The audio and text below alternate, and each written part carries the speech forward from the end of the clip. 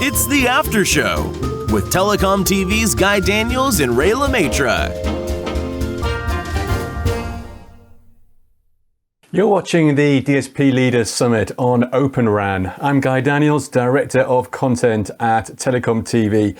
It's day one of this year's Open RAN event, and we are live on TelecomTV and also broadcasting to your favourite social media outlets. Joining me for our final programme on the opening day of the summit is TelecomTV Editorial Director Ray Maistre. Hello Ray, have you managed to binge watch our first day's worth of videos? Absolutely, and there were fewer twists and turns than the Game of Thrones, but it was still a right riveting watch. But seriously, some great insights from our panel on the ecosystem and the two executive keynote interviews. Well, regular viewers will no doubt have noticed the snazzy new sting and branding for the programme. No more boring old live Q&A panel session. Instead, Ray and I welcome you to our after show because, as any regular conference attendee can tell you, after a hard day of watching keynotes and panel discussions, what better way to unwind and digest all that information than at a networking reception, preferably with cocktails and a free bar. Hence the after show. And whilst it's bring your own drinks, unfortunately, we can at least invite a few of our speakers and guests to mingle at the bar. Absolutely. This is all about that kind of end of day chat vibe that you get at face-to-face events, but without the weird finger food or the warm white wine. But it's more spontaneous conversation as well, because anything could happen in the next 45 minutes. We don't know what questions are going to come in from the audience, so we're looking forward to fielding all of those. So speaking of which, please do submit your questions now using the Q&A tool on the After Show Summit page. And while you're there, please do take our poll, which is already throwing up some very interesting and mixed results on quite when Open RAN technology might become as carrier grade as traditional RAN technology. And with your questions, feel free to make them general about Open RAN for all of our guests, but you can also ask specific questions of any one of our guests today. So speaking of which, Guy, who's with us on the after show today? Well, I'm glad you asked, Ray. Joining us in today's after show are Olivia Simon, Director of Radio Innovation at Orange; Peter Ledl, VP, Head of Network Trials and Integration Lab at Deutsche Telekom; Sachin Katti, Co-Chair of the TSC for the ORAN Alliance and Advisor for Strategy with VMware; Anil Bandari, VP, Product Management at Altiostar; and Sandro Tavares, Head of Portfolio Marketing, Mobile Networks with Nokia. Welcome everyone. Now, whilst our online audience gets busy with sending in their questions, and we really do want to hear from you, so please send in your questions now, I think we should establish just how important Open RAN is and what its impact could be on telecoms. Ray, what's your initial thoughts? Well, I know we don't know just how widespread Open RAN deployments are going to be in the future, but there's absolutely no doubt from the evidence that we've already seen, even just in 2020, that it's shaking up the mobile network infrastructure market. And I think critically in time, it's going to shift the balance more towards the mobile operators, who are going to be in a much stronger position to decide what technology they want to deploy from which companies and in what kind of time frame.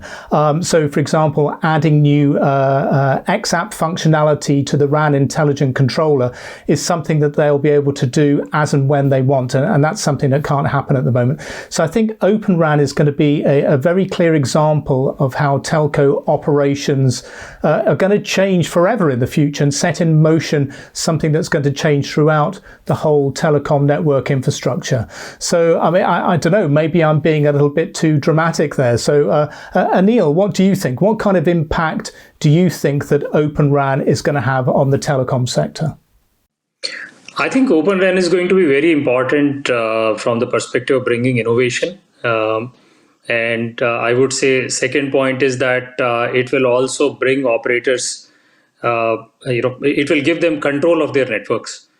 So and the ability to bring their own bespoke solutions in the day-to-day operations. Yeah, and it's going to be a massive change from where we're at the moment. And this has definitely been driven by the operators, isn't it? I mean, anybody else got any thoughts, Olivier or Pedro at all? Is there a sense of change within the operator teams about what kind of impact, what kind of changes Open RAN might bring? So, sure. From our perspective, definitely, Open RAN is a significant effort we are investing into, and we would like to see in our future RAN deployments diversity of solutions, diversity of contributors into the RAN ecosystem. We are, of course, ourselves in a transformation phase where we are really moving from traditionally deployed mobile networks to sort of software-defined telco, where we want to increase flexibility in the way how do we deploy, take the benefit out of the cloudified and virtualized environments.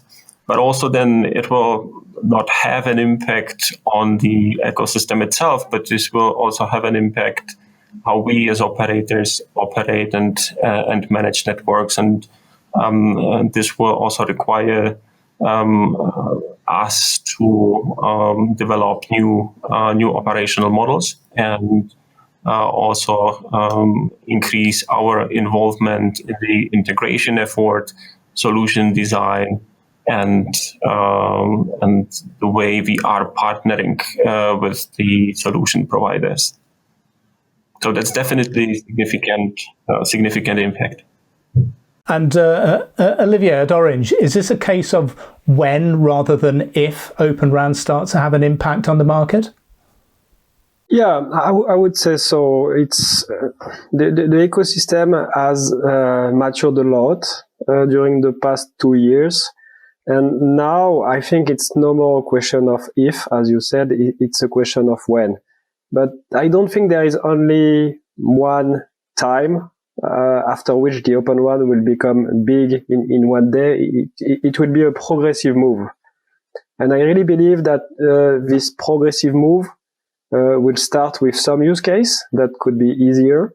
For instance, if you take a look at indoor system, or if you take a look at rural base station, they have in common to be a bit simpler than the system, the RAN that we deploy in dense urban areas, for instance. And for this, let's say, easier use case, I believe really that the Open RAN ecosystem is almost ready or is ready. But progressively, we will be able to tackle more and more difficult use case from a technical perspective, also from an integration perspective. And I would say that the next 2 or 3 years will show a progressive move with more and more Open RAN deploy for different use cases. Yeah, absolutely. And there's no doubt that things are really accelerating now. Now, one thing that everybody says about Open RAN is that it's going to stimulate new innovation, potentially from lots of new startups in the industry. But of course, startups can't exist unless they're funded. And Guy, I think we've got a question related to that. Is that right? Yeah, we do indeed, Ray. And it's also related to the panel discussion we had earlier today. The question is, VC investment in telecoms, network companies and infrastructure is almost non-existent. So if we do want to change and expand the ecosystem, how does the industry help fix this? How do we support R&D and investment in product innovation? Well, that's the question. Who would like to tackle this question first about how we can support innovation? I can take it. Sanjay. Yeah.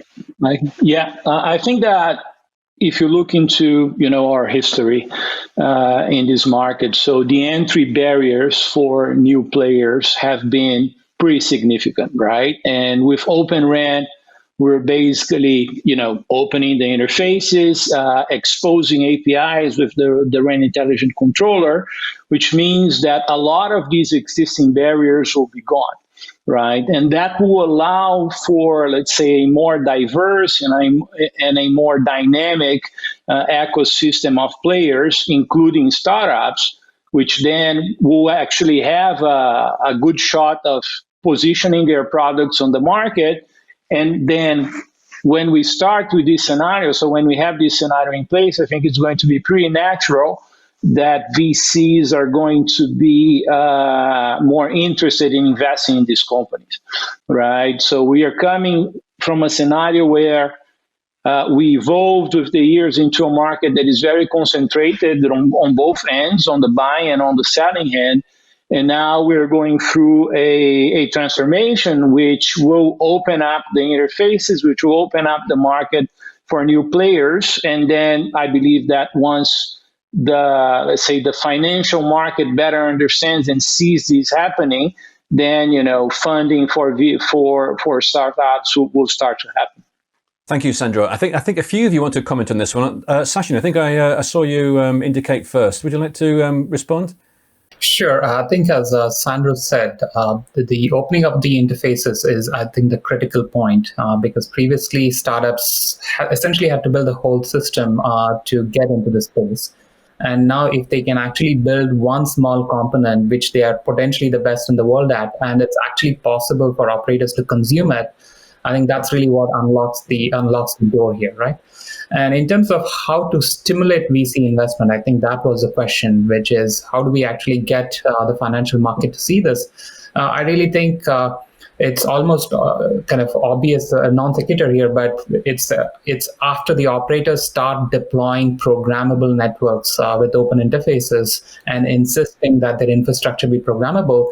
That's really how you open the door for these startups, right? And I think the VC investment will follow once people realize the opportunity that this will unlock. Sachin, do you think this is true for software or for hardware or for both? I think it's true for both. I think we are seeing, for example, innovation in the RU space, right? So the radio unit, once the front-haul interface came about and it was opened up and standardized by ORAN, then you started seeing this ecosystem of newer radio suppliers emerging that you had never heard of before. And I think one of the things that's happening is historically the RUs were supplied by 2 or 3 vendors to the operators, but those vendors in turn used a lot of RU contract manufacturers to build those radios for them. And those contract manufacturers now have a vehicle where they can sell directly to the operators. So I think this whole ecosystem, this whole supply chain, which has not been able to get to market directly before, that open interfaces is going to open up. And that's simply on the hardware side.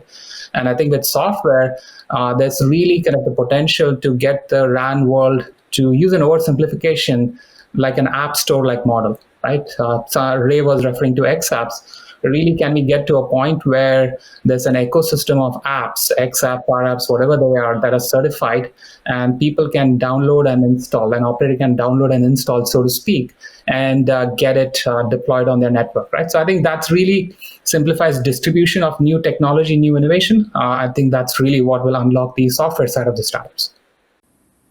Great. And Olivier, I think you wanted to comment as well. Do you see this as the way to stimulate investment within innovation?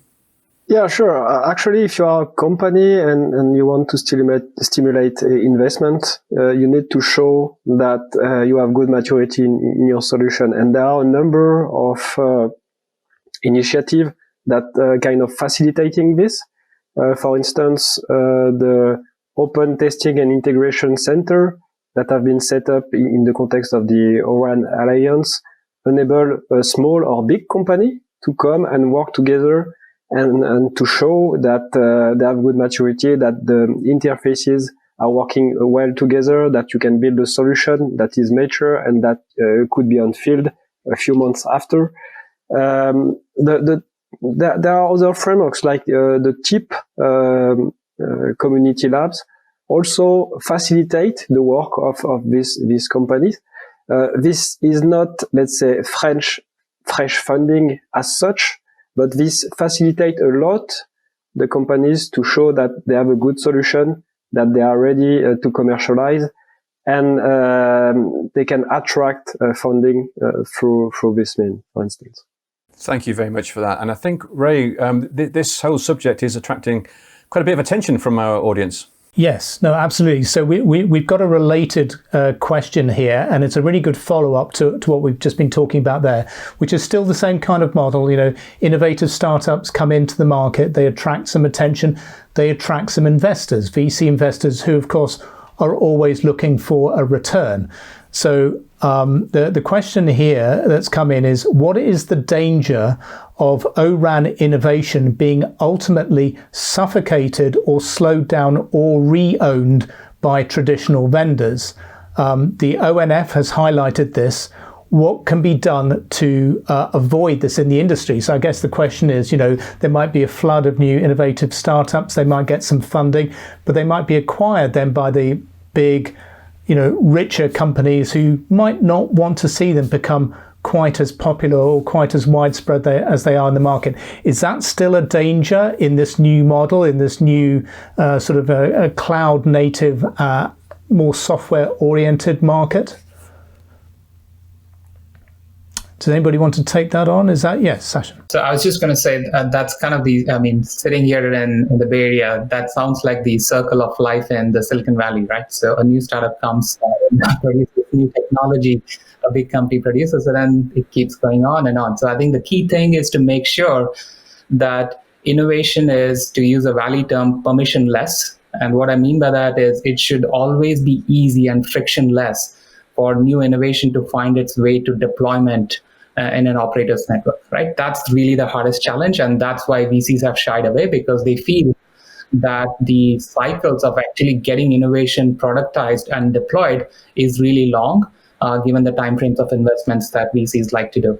So in my opinion, that actually is a success scenario, right? So when there is this ecosystem of new companies coming and big companies buying them and so on, right? Keeps going. Okay. Any other comments on that at all?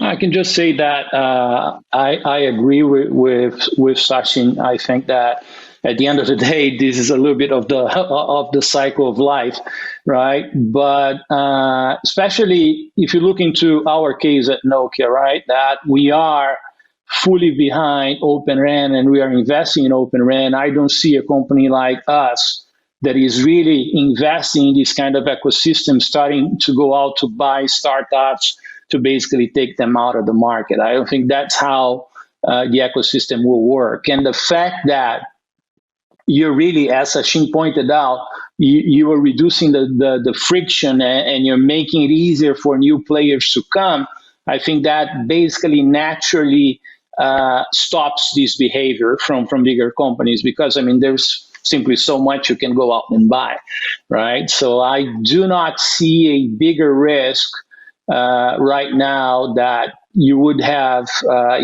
big companies, you know, trying to stop the development of Open RAN just by acquiring the startups. I don't think that this model would allow that to happen in the long term. I guess potentially then that could put the VCs off if they think nobody is going to buy the company. So I guess I guess there's that danger as well. It is that circle of life. It will be interesting to see if that model is subverted as the radio access network industry becomes subverted by this new disaggregated model. But it's definitely a trend where we're going to follow here, and it's going to be really interesting to see who comes and invests. Because we've already seen, Rakuten, for example, has actually invested, but it itself wants to sell that technology on and become a new type of vendor as well as a network operator. So all the models are shifting here. Everything is changing. Okay, should we move on, Guy, to the next topic, because we've got a number of questions to get through here.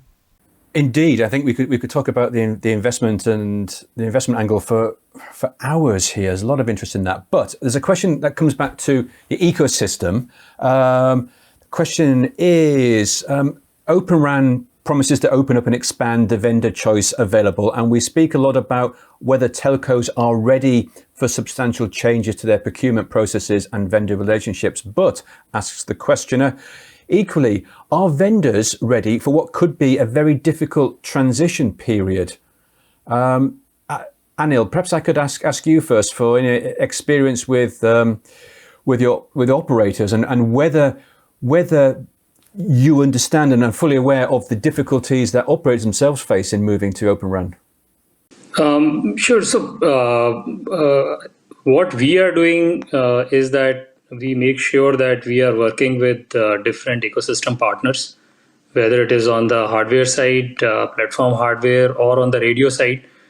And we conduct testing, certify the solution, and we take the guarantee. When we go to operators, we tell operators that we have done all the testing and we are certifying that this solution is going to provide same end-to-end performance that they can expect from a completely packaged solution.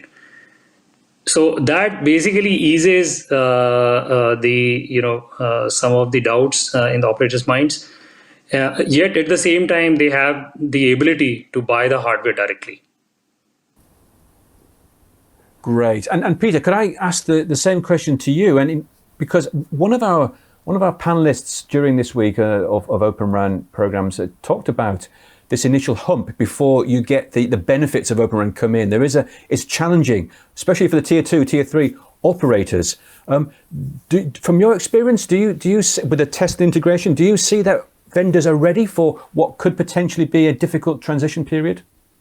So I think that of course there needs to be a lot of work done still to get the maturity that we as operators are asking. But I think that we are prepared to help here, and that's why we are setting up initiatives like OT Clubs, where we are inviting solution providers and component providers to integrate into the reference systems, and then also and let them understand the requirements that we are having for the solutions, and also coordinating this activity in the or via ORAN alliance with other operators, so that we make sure that you don't need to, being a smaller component provider, you don't need to go to each and every operator lab and do all these testing. So with these approaches, we would like to help the new players to be able to integrate fast into the solutions that are ready to be deployed, and also manage the integration costs that would otherwise be tremendous if this needs to be repeated for almost every deployment case. So that's an area where we all need to invest, but I think that the benefits will outweigh the challenges. Thank you, everyone. Ray, should we move on with our next viewer question? Yes, actually, I've got a question that I would like to follow on to that, because it sounds like we might be heading towards a scenario here, because there's lots of different permutations. There might be lots of little vendors doing very specific but innovative software applications. Are we heading towards a scenario where we're going to have maybe a set number of blueprints, so that the software developers are developing for a specific kind of scenario where they already know they're going to be able to integrate? Obviously the open APIs are going to help, but for that integration process to really work more smoothly, do you think that we'll end up with a set number of blueprints that companies will try and work towards? Is that where we're headed, or is that too simplistic? So I was just going to say, I think maybe drawing an analogy will help, right? So in the early days of the cloud world, let's wind back 10 years back, there were new database services, new analytics services, new what have you, right? And in the early days, there was a lot of work for the early adopters to figure out how to make sure that all of these components fit together. And as you referred, over time, people figured out what works and what doesn't, and came up with recipes and blueprints of how to put together things and build really kind of global scale online services out of these building block components in the cloud. I think that's really where we are in the Open RAN transition, which is there's a lot of new components coming, and we are going through the growing pains of figuring out what can be put together, how, and how do we make sure that everything works end to end in a hardened manner. I think that's kind of the inevitable transition that all of these disaggregation efforts go through, and I think that's what we are right now in the middle of. I'll probably be in the middle of for another couple of years. Yeah, if I can just add, I mean, I absolutely agree with Sachin, right? I think it's part of the process. It's already happening, right? So if you look into, for example, the open front haul interface, we have several different profiles that put together like the mandatory and the optional parameters. But the tendency is that as we evolve, the industry will actually organize itself around fewer options, right? So it is part of the process. It is part of, this evolution towards creating a more open environment. But I think naturally things tend to converge while we have a little bit more time on the field and you have a better sense of what works and what doesn't work. So it's part of the process. Okay, great. Well, I think we're getting to about the 2/3 point here in our program, and Guy, we've got some things to look at, including our poll, haven't we?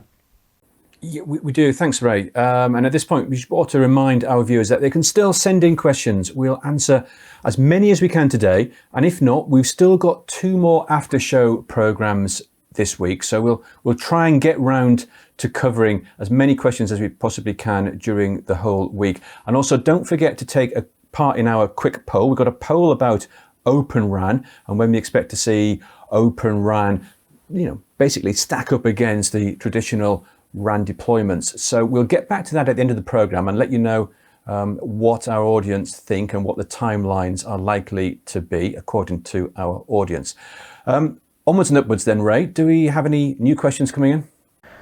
We certainly do, yes. So we've got a question here. It says that some CSPs have already committed to Open RAN and more are giving their support. But are we going to see a parallel architecture for the foreseeable future? Or could this be a phased transition with the goal one day of having a complete Open RAN architecture? And if so, what kind of timelines are we looking at? So how long, will we always have traditional radio access network architectures alongside Open RAN, or will everything become open and disaggregated in the end? Sachin, maybe we can start with you on that one. Sure. So I think it's going to be a progressive approach, as we had discussed earlier. And the way I like to think about Open RAN is it's 4 levels of disaggregation. One is the radio disaggregation, which is disaggregating the RU from the baseband. The second is the compute disaggregation, which is using off-the-shelf silicon for running RAN software, baseband software. And then there are 2 levels of intelligence disaggregation, right? So the management plane disaggregation and the control plane disaggregation. And I deliberately ordered it in that manner because I believe that's the sequence in which the opening up of the RAN is going to happen. We are already seeing the radio disaggregation, and we are seeing early deployments of compute disaggregation with Rakuten and Dish and others happening. So the reason I ordered it that way is if you disaggregate the radio, then the opening up problem becomes purely a baseband problem, right? Because you don't have to go climb towers again. And so that's a critical thing. It's a very expensive thing. So every operator wants to make sure that they don't have to rip and replace radio hardware. Once you disaggregate the compute and you're running software, containerized software or virtualized software on off-the-shelf silicon, then the other two kinds of disaggregation, which are control plane and management plane, become software upgrade problems. Right? So I think there's a way to sequence these disaggregation steps in a manner that eventually you realize the full vision of Open RAN, but you don't have to have all of that figured out on day one. Okay, so you see a slow introduction and parallel architectures. Olivier, is that the way Orange sees it? Are we going to have, almost two different radio access network architectures running side by side, maybe one rural, one in the urban areas for quite some time? Yeah, I think this is the way the question is raised today. And it's true that at the beginning, you can clearly define what is traditional and what is Open RAN. But if you're thinking about the situation in, let's say, 5 years from now, what you will see is some networks that will have some of the characteristics of the Open RAN. For instance, maybe in dense urban areas, we will have virtualization that is fully deployed. Maybe we will have some of the open interface, but not all of them. And what I am expecting is that with time, all the networks will become kind of Open RAN, but not necessarily with all the characteristics of Open RAN. Some interfaces like the open throttle, for instance, are very important, but maybe they are not. They will not be deployed in each and every use case. The radio intelligent controller, for instance, is also a very key part of an Open RAN. But the most complex network where you have multiple layers, where you have very high performance requirement, will probably use more of X app than the simplest network that would be, for instance, in a rural environment with only one layer. And all of that will become kind of normal with time. And I would say that in 5 years, there will be Open RAN probably deployed in many places, but the characteristic of each and every network that you're using in different places could be very different, and it could be some of the characteristics of the Open RAN that are deployed and not all of them. Any more takers for this? Okay, yeah, sorry, Peter, yeah.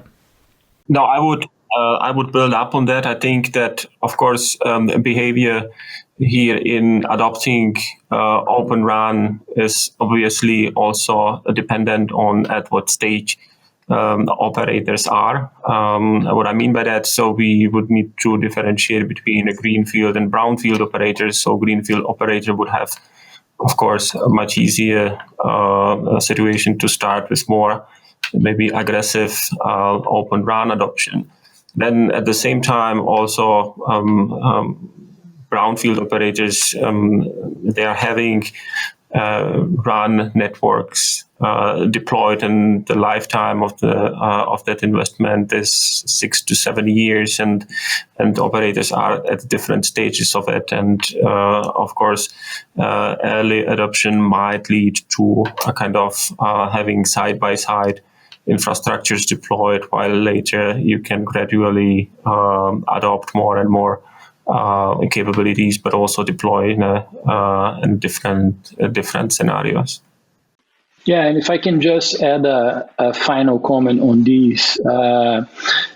So of course, it is, and I agree with everybody that was said already. So this is a process that is going to happen step by step.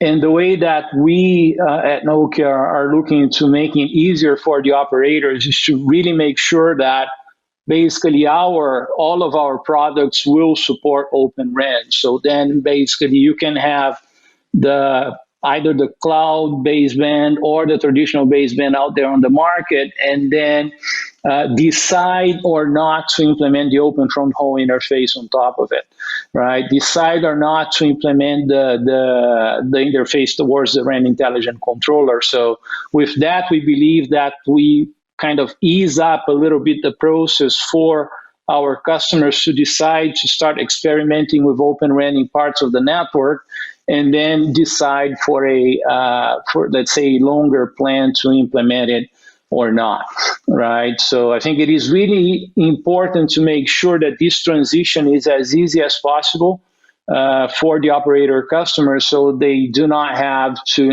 build completely different architectures just for Open RAN, that they can start actually implementing it on the network as fast as possible, and by reutilizing as much as possible the solutions that are already there and just adding on top of them. Anil, if I may add, so quick comment from my side. So what I would say is that there is nothing that precludes Open RAN in being deployed in parallel to whatever is the current architecture. So our view in Altiostar is that Open RAN deployments will happen in parallel, maybe as an overlay to whatever current architectures exist. And we also believe that there is going to be tremendous acceleration for deployment of Open RAN because of the TCO benefits and various innovative solutions that are possible with Open RAN. Yes, I mean, a lot has been made of the TCO, and I guess that's what a lot of people are waiting for, to see over the next few years what kind of cost benefits can be realized by a brownfield operator who is rolling out Open RAN sites alongside their existing architectures. So hopefully we're going to see also a great deal of information sharing within the industry, and so everybody can see exactly how this panning out. Okay, guys, so we're coming to the end of our time, but we've actually had a real flood of questions in the last 10 or 15 minutes, so we're going to squeeze a couple more in before we end today. So, Guy, over to you for the next one. Thanks for it. Yeah, it always happens, doesn't it? All the questions coming at the very, very end. There's a wide range of questions as well. I'm just trying to consolidate 2 or 3 questions together. So if I've got the gist of this, the questions are really about, is there a danger that a progressive operator, guess who, or a vendor or an SI could promote a full stack integrated solution? In which case, what's the difference when you hide all the open interfaces? Is there a danger that may happen, or is that not important? That's to be welcomed as well. Anybody fancy taking on that one? I would say that I'm not going to say that it's a danger. I think it can happen, and it's part of the process. I think what it is important is that even if a vendor or an operator or a new entrant decides to offer a full package, it is important that we maintain that the interfaces are open, right? So that, whoever gets this package decides in the future to start mixing and matching things, then that still can be done, right? So it is not really... I think that it would not be a success for the industry if we start creating again proprietary solutions, but with new players. So I think everybody is absolutely free to create a package that integrates Open RAN solutions, as long as we still abide by the principles of Open RAN, which is about the disconnection between hardware and software, the open interfaces, the RAN intelligent controller, and so on. So I just see that as a possibility, but not really a danger. Thank you, Sandro. We certainly don't want to see proprietary by stealth, do we? Olivier? Yeah, I really agree with Sandro, and to be honest, I even think that it's not a danger. It could be an accelerator, because let's think about tier 2, tier 3 operator. If they want to start this Open RAN journey, there is the integration challenge, and it's a challenge that would be probably easier to tackle for a large operator. And if you are a smaller operator, if you have less resources in terms of integration, then you need to start with something that is to some extent packaged, and that you can, thanks to the open interfaces, that you can modify piece by piece. It's very natural, and to me, it's not a danger at all. Yeah, I think the sense of danger was coming from the suggestion that the interfaces might not be open, or that they might be hidden and not able to, not to allow that swapping in and out of alternative applications. So I think the suggestion there was that there might be moves to offer what is positioned or marketed as an open but pre-integrated stack, but it isn't open at all. And I think that was the kind of the suggestion there. Yeah, that would definitely be a problem, right? Yeah. But I think one that the operators would very quickly spot and go, well, that's what we've been moving away from, so no thanks very much. Ray, I think we've got time to squeeze in one more quick one if you can. Yeah, well, absolutely. And in fact, Olivier preempted in many ways the question there, because the final question we're going to get to today is about the systems integration aspect. And the question is, who do you see bringing commercial Open RAN systems or architectures together? Will it be the CSPs? Will it be major vendors? Will it be traditional systems integrators, or will it be somebody else? So who's actually going to be pulling all of these disparate parts together and making it all work, and I guess also maybe potentially running it? So let's start with you, Olivier, because you've already touched on this. So let's start with you, and we can work around the group from there. I don't know if you will like my answer, but I think all of the one that you have quoted will be part of this process. If you're looking at what's happening in large operator, either the ones running commercial network like Rakuten, or either the one that are more at small network phase, this integration challenge is tackled by the CSP itself. There is a willingness from the CSP to kind of master this, because there is this belief that it's a key part of the future RAN CSP role. But they are not doing that together. They are doing that with the Open RAN vendor that for sure have a role. They know very much how to integrate their own subsystem into a larger system. And there is also a space for let's say system integrator, pure player that could be high to some extent for some operator, and that could be lower for larger operator who would like to let's say to control that. But in any case, I think system integrator are key part also of the value chain. So I would not say that is one or another. It's probably all of them, but with different level of investment depending on the case and on the CSP that you're considering. Okay. And Anil, what about you? Obviously, Altiostar has been involved in a kind of unusual initial Open RAN deployment, a greenfield. But elsewhere in the world, who do you expect to see bringing all the different elements of an Open RAN architecture together? So, Ray, we are seeing both models. We are seeing models where operators have taken upon themselves to bring all the players together. And then in some geographies, we are seeing the model where SIs are going to play a key role. But in both the scenarios, I would say that from Altiostar perspective, we need to play a key role where we work together with various ecosystem partners and make sure that our software is successfully integrated, for example, with the radios or OSS platforms, and also successfully onboarded on the cloud platform.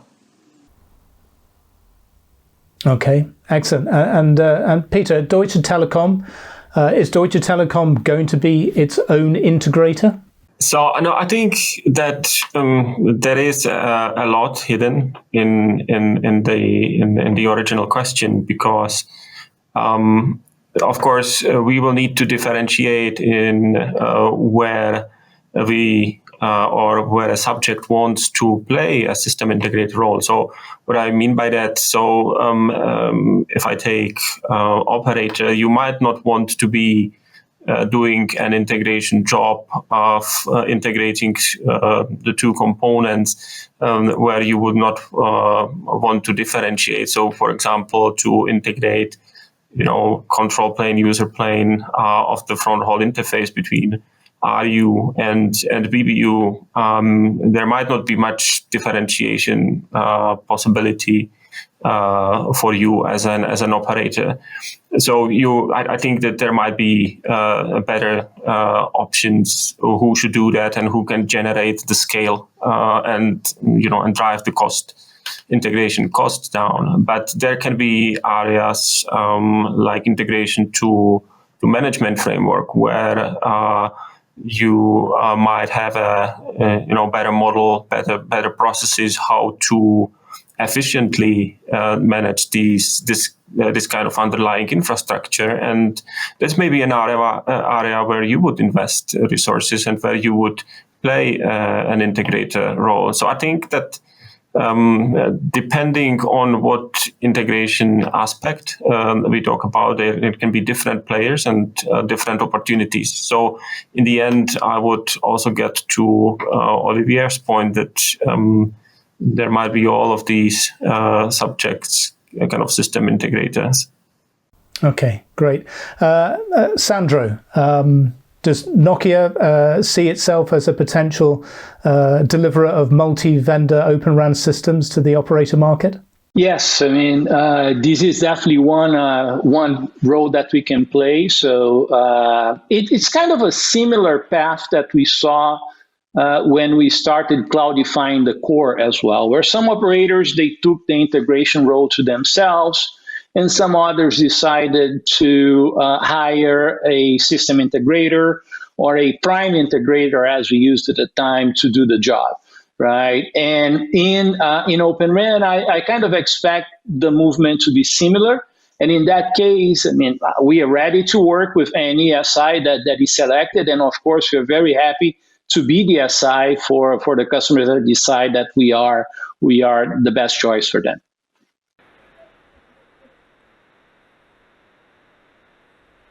Sure. I think in addition to what's already been said, I'd say this is actually an opportunity to redefine how we tackle system integration in telco industry and specifically the RAN.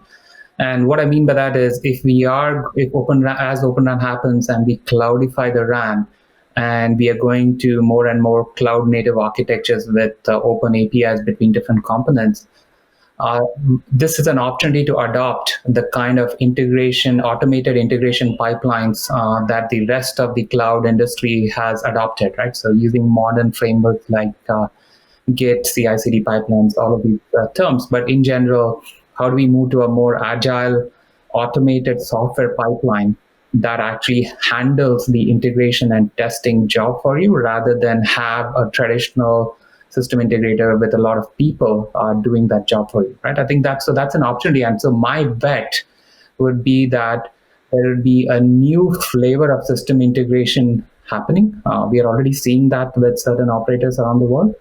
And that might lead to new companies emerging, or maybe the traditional companies will adopt it. That I don't know. But I think there's a new way of delivering system integration that I think we have a unique opportunity to. Okay, well, I think the one thing we can be sure of is that everybody will say that they're able to do it. But apart from that, who knows what's going to happen? So the red light has been flashing for quite a while now, Guy. I think we've overrun our time. So let's come over to you and see how we're getting on. Are we able to look at the latest results from our poll? Yeah, thanks, Ray. Yeah. Before we wrap things up, we ought to take a quick look at the latest polling numbers. We did promise you that. We've been asking you on the website to answer this very simple poll. The question is, when do you think an Open RAN architecture will be able to deliver an equivalent carrier grade performance to that of traditional radio access network systems? And we gave you six choices. And you said, looking at the screen here, 2024 by far is taking the lead. There was a small percentage of those who are very skeptical, but I'd say, give it a couple of years, give it a few years, and it will provide the same kind of system performance. Ray, what do you make of that? Yes, I think that given the acceleration there is in the market now, and the number of operators coming on board and saying that they are going to deploy Open RAN and pushing the market on, I think to see the majority of the votes, or at least the most popular answer, to be by 2024. But it's interesting to see that we do have answers or votes for all of the options, including never. So we can probably guess that the never has probably come from somebody who works at a company that is selling traditional radio access network gear. But of course, nobody really knows yet how this is going to pan out, or whether the Open RAN community is going to be able to meet the traditional RAN community's capabilities in massive MIMO, for example, or when that might happen. So that's what we'll find out in the next couple of years during our many Open RAN summits to come, I hope. Indeed, and I'm sure there'll be many more of these to come. But the red light has flashed so much, the bulbs exploded, and that pretty much is all time we have for today. A big thank you to everyone, all our guests, and to all of you for watching the programme and sending in your questions. We will get to more of the questions tomorrow. Much appreciated. Today's new content is now available to watch on demand here on Telecom TV and will be added to our Open RAN channel on the website. We'll be back again tomorrow for another live after show with more panelists, guests and friends ready to answer questions from our viewers. But before then, we have a two-part panel discussion that looks at the economics of Open RAN, from planning and building all the way through to operation and maintenance. Plus, Ray has a further 2 keynote executive interviews. Ray, who are you interviewing tomorrow? That is a great question. So we've got Diego Tenorio, who's head of group network architecture at Vodafone, and Sadayuki Abita, who's the VP and GM of the radio access network infrastructure department at NTT Docomo. So 2 great interviews with lots of insights into what's going on at Docomo and Vodafone. So definitely I would recommend people to check those out from 9 a.m. UK time tomorrow morning.